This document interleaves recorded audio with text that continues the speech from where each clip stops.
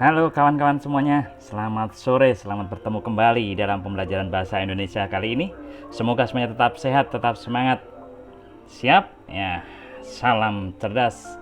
Semoga semuanya tetap menjadi pribadi yang berkualitas, dinamis, dan responsif. Oke, selamat bertemu kembali dengan saya Pak Petrus ya. Nah, pembelajaran sekarang sudah sampai pada materi teks cerita sejarah. Namun, hendaknya kalian tetap menjaga protokol kesehatan agar kalian terhindar dari wabah COVID-19 yang melanda dunia termasuk Indonesia. Hanya dengan kondisi sehat, kalian akan dapat menyimak materi ini dengan baik pula. Sudah siapkah kalian? Nah, tak terasa, kalian sudah sampai pada teks kedua di kelas 12 ini, yakni teks cerita sejarah. Pasti di antara kalian sudah memahaminya, bukan? Teks yang akan kalian pelajari sekarang sangat mengasihkan, karena kalian dapat memiliki gambaran tentang kehidupan, perjuangan, peristiwa atau hal lain yang pernah terjadi dan ditulis dalam teks cerita sejarah. Jadi seperti hidup pada zaman yang ada pada cerita sejarah tersebut. Selain itu, banyak juga nilai-nilai yang dapat kita ambil setelah membaca teks cerita sejarah. Setelah kalian menyimak ini, kalian juga bisa menemukan nilai-nilai apa yang pantas kalian kembangkan, kalian hidupi dalam kehidupan sehari-hari. Menarik bukan? Di samping itu, kalian juga nanti akan bermain drama setelah mendengarkan cerita ini. Belajar tentang teks cerita sejarah sangatlah mengasihkan, karena kalian akan dapat melihat kejadian yang telah terjadi dalam teks tersebut. Ya, itu karena dalam teks cerita sejarah menceritakan peristiwa yang telah terjadi. Pada pembelajaran pertama, kalian akan pelajari informasi yang mencakup orientasi, rangkaian kejadian yang saling berkaitan, komplikasi dan resolusi melalui cerita sejarah lisan. Kemudian, pada pembelajaran selanjutnya, kalian akan menemukan nilai-nilai yang akan dikonstruksi. Tetap semangat ya, kalian pasti bisa. Oke, simak cerita berikut.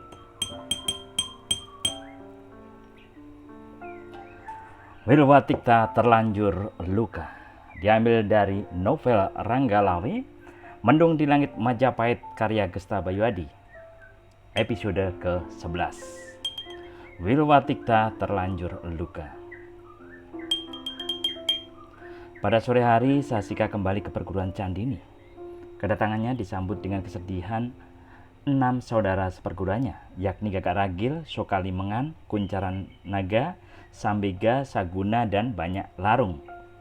Mereka merasa bersedih karena guru mereka Ki Guptawaji telah meninggal dan telah dikebumikan sesuai ajaran agama tanpa menunggu Sahasika. Sahasika ikhlas sebagai murid kesayangan dan akan menjadi meneruskan sebagai guru di perguruan Candini. Ia ikhlas meskipun tidak mengikuti upacara pemakaman karena memang perjalanan Tuban ke perguruan Candini sangat jauh dan meminta teman-temannya untuk bersabar, berdoa agar kepergian Ki Guptawaji mendapatkan nirwana sesuai amal kebaikan yang beliau perbuat di jagat raya. Dengan menggunakan ilmu Karangrungon, Sasika mencoba mencari tahu penyebab kematian gurunya. Mereka pun akhirnya duduk berbincang di pendopo tempat guru mereka biasanya menyampaikan nasihat-nasihatnya. Apa pesan terakhir guru sebelum beliau tiada? Gagak Ragil? Kalau pesan terakhir mungkin tidak ada. Apa yang kalian ketahui pada saat-saat terakhir guru? Guru meninggal pada pagi hari. Saat itu kamu mungkin di Tuban.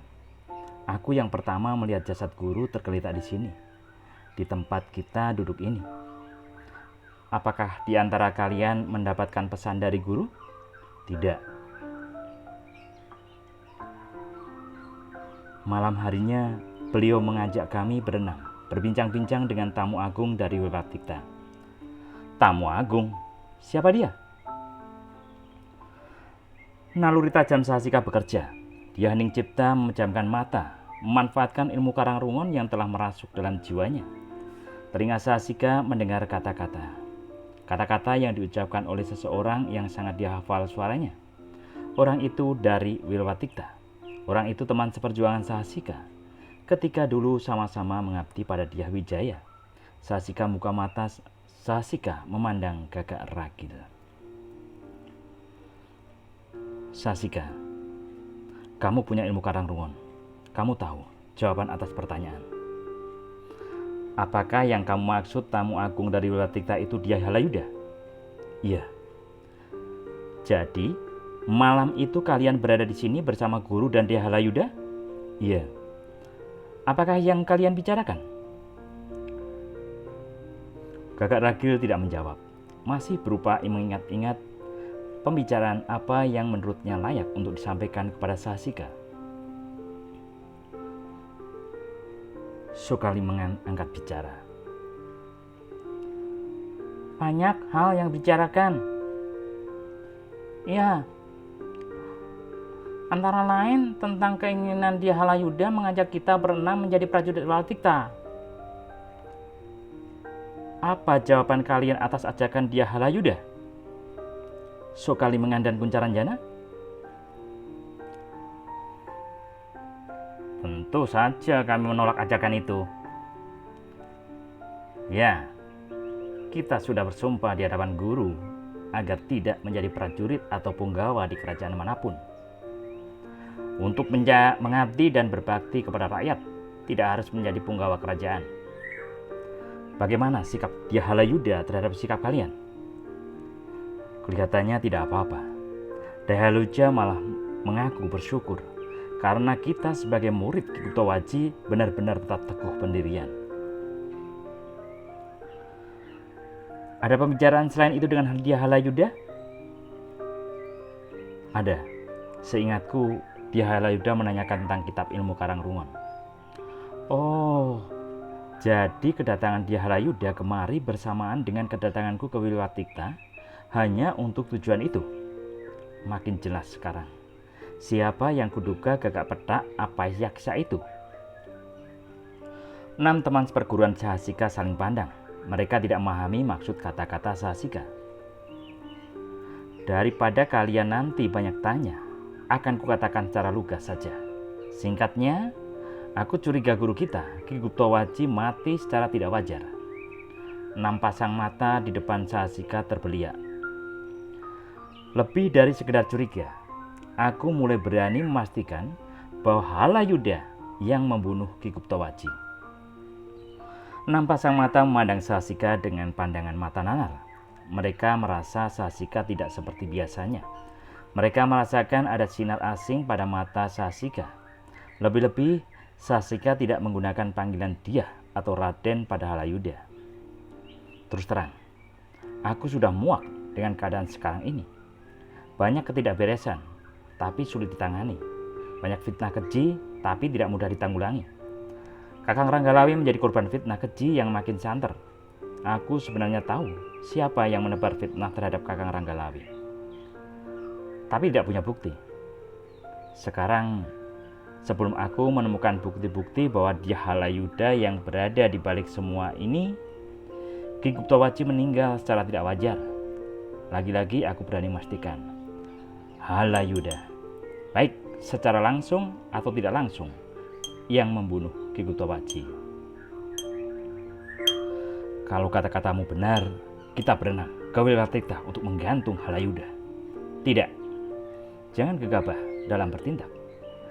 Kita harus tetap tenang dalam menghadapi permasalahan ini. Aku sebenarnya merasa curiga kalau kematian Ki Guptawaji tidak wajar. Di dada kiri Ki Guptawaji ada memar. Mungkin karena pukulan, bisa juga karena racun. Jadi makin kuat buktinya kalau guru kita meninggal karena dibunuh. Apa yang membuat Halayuda sampai tega membunuh Ki Guptawaji yang pernah menjadi gurunya juga? Kitab ilmu Karangrungon. Dia mengira Ki Guptawaji masih menyimpan kitab itu. Padahal Ki Guptawaji sudah membakar kitab itu karena takut jatuh ke tangan orang yang salah setelah dia meninggal. Sebenarnya dia juga ingin membunuhku sejak lama. Tapi sampai saat ini tidak mungkin. Dia merasa kalah tua ilmunya denganku. Dia khawatir kalau gagal membunuhku, maka aku akan langsung merajangnya. Untuk apa dia ingin membunuhmu? Karena aku rahasia tahu. Aku tahu rahasia kebusukan hatinya. Dia punya keinginan yang berlebihan. Waktu kami sama-sama menjadi pengikut Dyah Wijaya, secara berkelakar dia menyatakan bahwa yang pantas menjadi raja di Wiwatikta adalah Halayuda. Itu bukan sesuatu yang penting, karena sifatnya hanya guyon, kelakar. Ada satu hal yang pasti membuatnya gusar. Aku menemukan berbagai bukti bahwa Halayuda pernah mencuri kitab Lodaya Jati. Aku sebenarnya tidak berani memastikan. Aku menanyakan hal ini padanya, tapi Halayuda tidak berani memastikan. Tapi Halayuda menyangkal. Wajarlah. Mana ada maling aku. Sejak saat itu, dia mulai kurang senang padaku. Tapi tidak ditunjukkan secara terang-terangan. Nah, beberapa hari lalu waktu aku menghadap Sinuwun Prabu Kertarajasa Jayawardhana. Aku merasa heran karena Halayuda tidak menampakkan batang hidungnya. Sekarang pertanyaanku terjawab. Ternyata Halayuda kemari dan membunuh guru kita. Dengar-dengar di Wiwatikta ada pasukan Trik Sandi yang bernama Kang Sirwengi. Apakah itu bentukan Halayuda? Anak kecil saja bisa menebak kalau itu buatan Halayuda, Gagak Ragil. Halayuda merasa sakit hati karena Nambi yang hanya seorang empu diangkat menjadi Mahapatih Hamengkubumi. Halayuda yang seorang dia sehingga biasa dipanggil dia Halayuda, merasa paling layak menjadi Mahapatih Hamengkubumi Wiwatikta. Dia membentuk Kang Sirwengi dengan tujuan pasti untuk merebut kedudukan Mahapatih Hamengkubumi dari tangan Nambi. Halayuda merasa bahwa kedudukan Mahapatih itu haknya, bukan milik Nambi. Segala cara pasti akan ditempuh, termasuk menghancurkan Wiwatikta sekalipun. Tapi aneh, kabar yang santer terdengar akhir-akhir ini Ranggalawe yang membentuk Kang Sirwengi. Itulah kelicikan Halayuda.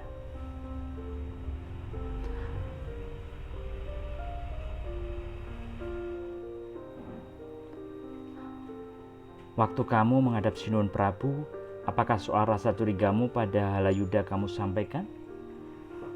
Tidak. Mengapa?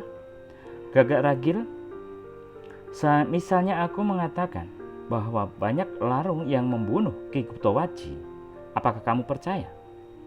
Tidak. Tidak mungkin. Aku kenal banyak larung. Banyak larung garang, keras, tapi tidak mungkin tega melakukan perbuatan hina itu. Kalau aku mengatakan rasa curiga kepada Halayuda, pasti Sinuwun Prabu juga mengatakan seperti yang kamu katakan. Tahu sebabnya? Karena Halayuda sangat dekat hubungannya dengan Sinuwun Prabu. Persis. Bahkan kabar angin yang berhembus, mereka ada hubungan kekerabatan. Entah bagaimana bentuk hubungan kerabatan itu. Sampai sekarang masih simpang siur. Yang pasti Sinuwun Prabu sangat mempercayai Halayuda. Semua kata-kata Halayuda langsung dipercaya tanpa dipertimbangkan terlebih dulu. Mengapa Halayuda tega memfitnah Adipati Ranggalawe, sahabat akrabnya sendiri? Manusia kalau sudah dikuasai kelakuannya, tak berbeda dengan iblis yang kasat mata. Kalian pernah dengar tentang seorang kesatria kabut yang juga terkenal dengan sebutan Topeng Baya? Kalau kalian lupa, coba ingat-ingat. Ingat-ingat lagi salah satu jenis pukulan jarak jauh yang pernah diajarkan Ki Guptawaji pada kita, yaitu pukulan kabut. Ya, aku ingat. Jurus itu pernah dipelajari Ki Guptawaji dan Topeng Baya dari guru mereka pada saat mereka masih muda. Apa hubungan antara Topeng Baya dengan Halayuda? Begini, sudah saatnya aku ungkapkan rahasia ini pada kalian. Aku berani mengatakan hal ini karena Ki Guptawaji telah tiada. Kalau aku mengatakan hal ini pada kalian dan ketahuan Ki Guptawaji, aku pasti dibunuhnya. Topeng Baya itu sebenarnya pernah menjadi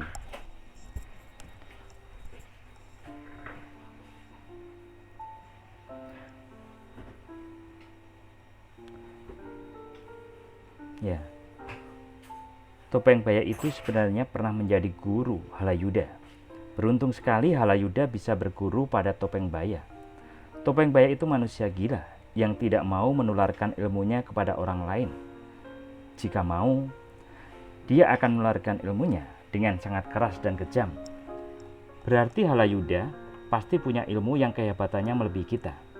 Kita semua tahu bahwa Ki Gutowaji kalah tinggi ilmunya dibandingkan Topeng Baya. Topeng Baya memberikan ilmunya kepada Halayuda, tapi tidak seluruhnya. Karena belakangan dia tahu bahwa Halayuda tergolong manusia licik. Makanya, Topeng Baya segera menghentikan pemberian ilmunya kepada Halayuda. Suatu hari, Topeng Baya secara diam-diam menemuiku di tepi Kali Bengawan. Dia minta tolong padaku dengan cara menerima semua ilmunya.